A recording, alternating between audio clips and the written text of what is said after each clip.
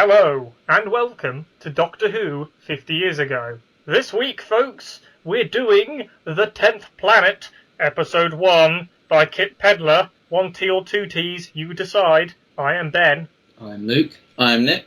Here we are. Let's get into the news! On the 2nd of October 1966, 43 refugees from Cuba, along with a crew member, drowned after waves caused by the 125-mile-per-hour winds of Hurricane Inez swamped the twin-engine cruiser operated by Enrique Al Falco Gonzalez. The first in a series of 4 plays entitled Talking to a Stranger was broadcast on BBC Two as part of the Theatre 625 anthology strand. The Soviet military newspaper Red Star published an article that officially confirmed suspicions that military advisors from the USSR were aiding the North Vietnamese. According to the article, rocket specialists had been sent to train the Vietnamese on how to fire surface-to-air anti-aircraft missiles, and had been forced to dodge bombing runs made by the United States. Well, that's interesting, because as much as people must have suspected that communist intervention in Vietnam, we actually have an official confirmation of it. And so by officially state-sanctioned newspapers. And so it's confirming those fears. It's just interesting that they feel that they're actually getting to the point where they need to say it, which is interesting. It's not just a climate of fear anymore. It is actual known fear, as opposed to an underground rumour. Okay. The 4th of October, Basutoland, a British colony completely surrounded by South Africa, was granted independence after midnight as the Kingdom of Lesotho in a flag-raising ceremony at Maseru. Its existence is vindicated in history by the fact that none of you have ever heard of it. I guess to make a comment on this, it would be, we've said it for the last 4 weeks running, yet again, Britain is a declining imperial power. Week by week. Yes. I think it's interesting, though, that it's just after midnight, and so it's actually a little ceremony of its own. It's just really, it's showing how much the flag is being risen, that independence from Britain really is, how important it is for these people. Yes, and that continues up until even Hong Kong. On the 5th of October, Kim Il-sung, leader of North Korea, delivered a speech calling on the workers to fight US imperialism. Provocations occur in the demilitarized zone, and this leads to 1968's seizure of the USS Pueblo and its crew.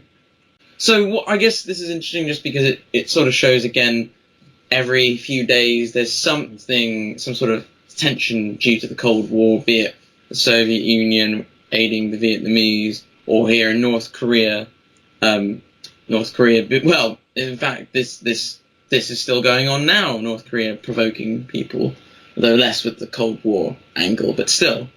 I think it's interesting, what we've seen, is that in the past week, the big news, is about how important the US is, whereas Britain is losing power with the decolonisation, and its big thing is the Talking to a Stranger broadcast. It's showing that the US is climbing in power and Britain is going downwards. Yes, the scales have most definitely tipped in the direction of the mid-Atlantic. Okay, on the 6th of October, the hallucinogenic drug LSD became illegal in the state of California, as a new law went into effect.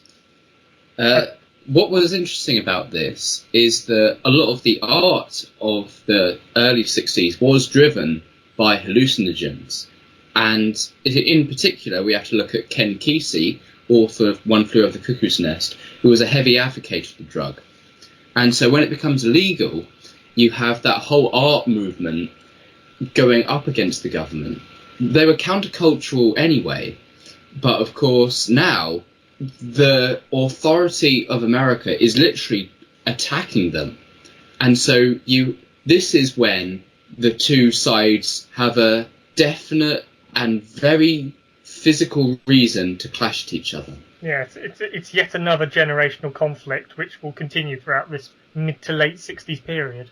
On the 8th of October, an attempt to protect 10 offshore oil workers from the approach of Hurricane Inez ended in tragedy when the evacuation helicopter exploded only seconds after Shell oil employees had climbed aboard. This just shows that offshore oil disasters are a thing that's been occurring for 50 odd years then, because there was the BP one only a few years ago. So this is something that we can at least share in common with the 60s. And that's your news. Thank you. So, what do we all think of the 10th Planet, Episode 1? What are our previous conceptions of the 10th Planet, Episode 1? Because we've all seen it before. And what are our conceptions this time? Unlike the smugglers, I can see the 10th Planet, my initial conceptions of it are good, because the immediate prevalent things in my mind, as a fan, are Cybermen and international things. And boy, do they pop out. It's a very well-paced episode. It moves along quite well. Nick? Well, I've only watched it once before this, and I think I'm remembering the entire serial overall, but I remember being a little bit bored by it like when I first watched it, the whole thing. But this episode on its own was better than I remember it being. And the reveal of the Cybermen is a lot more effective than I remember it being. I think it's because I think later on in the serial they're not used as effectively as they could be. But in this particular episode, their reveal is one of the better, I think, of like monster reveals at the end of that first episode. Me and Luke have discussed this before with regards to the Ambassadors of Death. This is a far more plausible future space program than Britain having its own space program. Yeah, no one in even 1970 would have believed that Britain would have its own space program. Yeah, although I would argue that one depicts space travel a lot more accurately. Alright, I like this. Yeah, episode. Also on space, as the crisis comes out, it's remembering that a few weeks ago, prevalent in maybe the subconsciousness of your mind, you have that American probe crashing into the moon.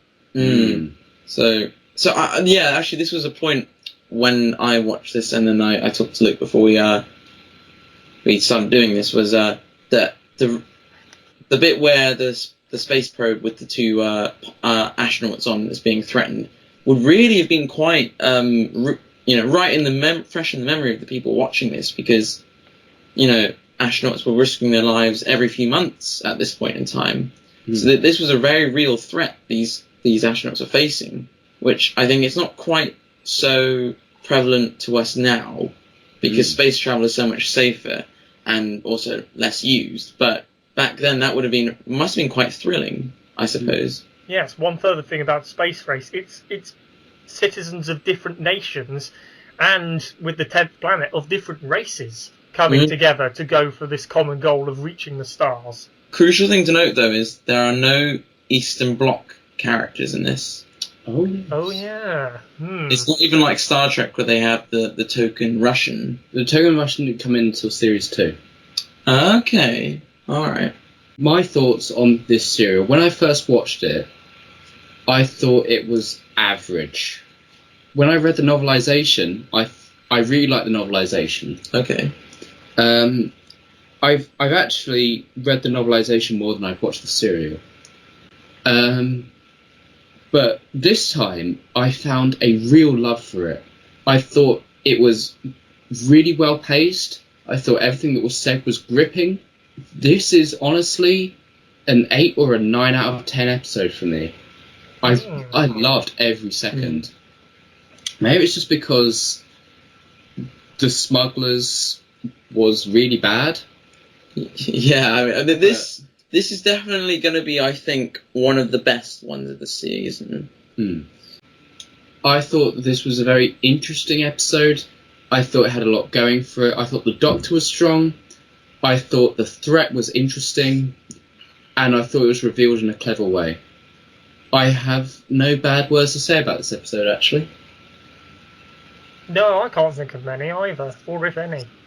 Yeah. I mean, for me, the only quibbles I'd have would be more to do with just 60s attitudes rather than the story it's itself. very firmly planted for something that's in 1986. Yeah, it's very dated. It would have been very dated only 5 years even, or 5 to 10 years after. It doesn't even feel like 1976 when you watch it. No. Kaboom! We're off into space, ladies and gentlemen, with the Zeus 4 going into orbit to test the atmosphere, and everyone there is monitoring it from the South Pole, and it's all going rather splendidly well. The space race. Yeah, no, I guess the point to make about this is from about, this period 1965, 66, whatever, to about 1970, 71, this would have seemed like a very plausible future that in only 20 years' time we'd be having loads of regular missions to all over the place in the solar system, including to the moon, probably even to Mars even. I mean, they don't mention Mars in this, but when they say, have you been to the moon? And the soldier reacts, what do you think you're talking about? What? Of course we've been to the moon. How ridiculous to think we haven't been. They've just returned. Yeah, exactly. This would have seemed a very plausible future at the time, considering rocket launches were going on regularly and got broadcasted upon. I guess nowadays we do have rocket launches every maybe 3-6 months or whatever, but people don't really pay much attention to them because they're so routine now. There's actually a joke about in The Simpsons, in the episode where they have Homer going to space. Bart says, "Not another boring space launch," and he jerks out the plug from the socket. And so we can tell that, I think that episode was must have been the 90s. Okay. So by then, everyone's truly sick of it. But in the 60s, it's a big anticipatory thing. So maybe in that respect, actually, this serial gets that right, that people don't seem to are a bit nonchalant about it. Exactly. Yeah. Although the only thing they got wrong was the whole manned thing, because I guess there's one bit where they didn't. Bit later on, you'll find out that they get computerization correct, but here they didn't realise that we rely more on probes rather than manned missions. The poor people of the Snowcap base on the South Pole are going to be greeted by a blue police box materialising in the foam wasteland that is the South Pole. A very crotchety doctor with a very young-sounding Ben and Polly step out into the wasteland that is the Snowcap and are greeted by a box. Yes, a box plunging out from the snow. Guess what? It's the people inside. And they get lovely shots of Polly. It's very interesting to contrast this TARDIS scene with the Smugglers Episode 1 TARDIS scene, which has a very overblown sequence which explains the TARDIS. Whereas in this one, it is just, here we are, we all know each other, let's go out. It's much more focused on the characters and how they are feeling, rather than let's have a big information dump about the TARDIS. And that's what makes this episode a bit faster paced and a lot more interesting. Yeah, also what I'll say is, can you notice that there's not a lot of chemistry between the Doctor and his companions? You know, they don't seem to get on. You can tell they don't get on. You know what I mean, Ben? No, not necessarily. I mean, the Doctor's a bit abrupt in his manner, but ultimately he's they get on. projecting onto it, actually. I think you're projecting from what you saw in the documentary. I guess. I think they actually get on very well. I think it's quite a very grandfatherly, taking care of some children aspect of I guess he does seem a bit grumpier with them, seeing as by this point he's meant to have mellowed out a bit. He's gone grumpy again. He is quite grumpy in this. Which is... lovable grumpy, not just angry grumpy, though. Yeah, no, he begins very kind of grumpy and distant in the beginning, and he develops he mellows out. He's always a bit of a grumpy character, but becomes a nicer grumpy than how he starts out. But here he reverts back to his original state almost, I feel. Annika Wills and Michael Craze didn't get on with William Hartnell. No, but he wasn't doing very well at the time, even after a prolonged summer holiday. Now, what I find interesting about this is basically they're both playing very stereotypical roles of the youth, as it were, in 1966. So they basically represent the youth, and Hartnell representing the old, your typical grandfather figure. It's interesting that they don't really gel very well. There's a generational clash both on and off screen. Yeah, Yes. pretty much. And they both bleed into one another. And so I find that very interesting. That was basically the main thing I took away from that documentary, was that they didn't get on. And then specifically, she has a lot fonder memories of Patrick Troughton, who was much younger, or at least not a lot younger actually than Hartnell, but acted a lot younger, and that is very interesting, I think. The Snowcat people are completely surprised to see a police box in the middle of the Antarctic tundra. Get it right. As well as a dame, much to the surprise of insert Italian name here, and the American sergeant, who is billed as such. So they bring them into the snow base. They bring up their superior, General Cutler, played by a man that William Hartnell really likes, so you get good chemistry from them, whether you like it or not.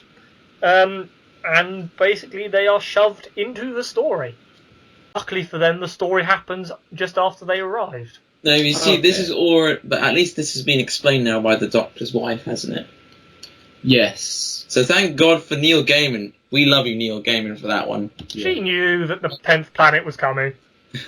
A point that I've written in my notes here is that, so you've just had the scene a minute ago of having an African American as your co-pilot in the spacecraft, and suddenly now, after the Tardis scene, you've got such a racist stereotype of Italians. He's got pinned up women on his wall.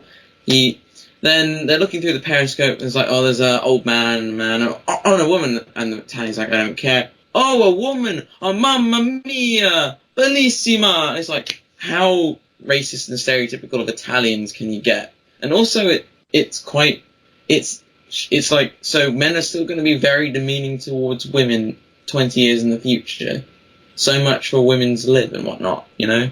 Geneva, where you've got this like Swiss French sounding guy, and then you've got. I thought he sounded Eastern European. Did he? Oh, I thought he sounded Swiss. Oh, whatever. Oh, right then. You've got what is in Geneva. I just assumed, but you've got your couple of guys that, like, you've got the guy in charge of the command. You've got a general-looking person, and then you've got a guy in traditional African clothing there. But the woman in that scene is still the secretary. Yes, yeah. So... And they're only those types because the British guy goes to Jodrell Bank and the other one goes to Mount Haribo. So they're using basically the same national identities of the places where the radio telescopes are.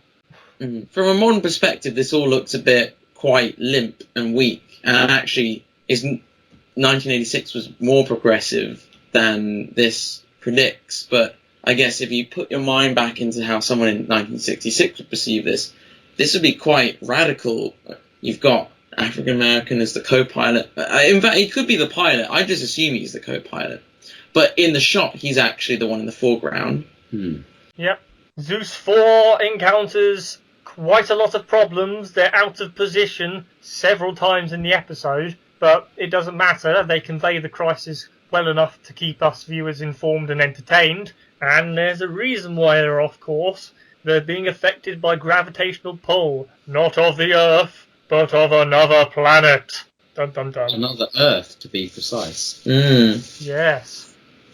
I will say is, the science in this story is bad. Now, Luke's assured me it's not trying, and I guess it isn't really, but what it does show is people are marvelled by and fascinated by spaceflight, but they don't really understand it.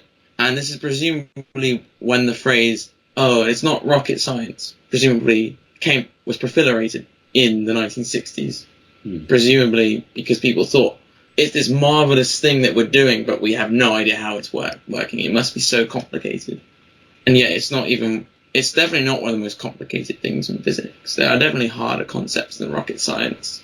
The Snowcat base observes this 10th planet, and the Doctor gets all superstitious and premonitious, and other words that I'm trying to make are correct, and correctly predicts what it is before it arrives.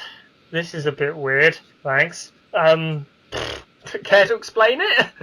How does he know Mondas exists? Because Mythology?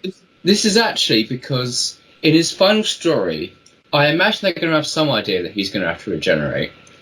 And so they're trying to make him as alien as possible. And so that's how he knows the ideas from the future. That's why he doesn't know what a CEO is and why he acts all irritated later on. The only other reason why he doesn't know what a CO is to give Ben lines. Obviously, to fit him into his role of he's in the military, well, the Navy. Alrighty then. So it is this weird, mysterious alien that these puny humans want to discover more about. So, after contacting the International Space Command for orders, the orders are, please interrogate them. Very militaristic ideal of International Space Command. Never mind. They go out to try and break into the Tardis to discover answers. But whilst the American sergeant and Tito, his name's not Bruno, his name is Tito, funny, trying to break into the Tardis, something arrives from that planet. It is a pudding bowl. No, it's a spaceship. And out of it emerge strange men. They're Cybermen, folks, with human hands and everything. I think it's a beautifully directed scene. Yes. And I think one of the great strengths of it is that you have a close-up of the human face before we have the wide shot of the Cybermen. And so that really emphasises the difference between the humans and the Cybermen. The fact the episode ends on a close-up of the Cyberman's head means that those two bits are differentiated even more. I think that's a really interesting way to go about it. I also think, in terms of direction, is that it's interesting how the Cybermen are white, whereas the humans are in black. You have that definite separation between the two. The Cybermen are moulded into the background, whereas the humans are pushed out against it. So there's that definite separation between the two. There's no distinction. It is, as they say, black and white. So yes, there's your cliffhanger, folks. The Cybermen have come. I think the ending to this episode, the final shot, is excellent. Unless either of you want to talk about the impersonation of a Cyberman as a human. That's a bit odd. Yes, guile and cunning. I'm going to register that under as. We need subterfuge because why not? But also, it's kind of scary in as much as the Cybermen could. I guess it's a subtle hint to how they were once like us, and also they could pass for human if they tried. That's the scary part about it, I guess.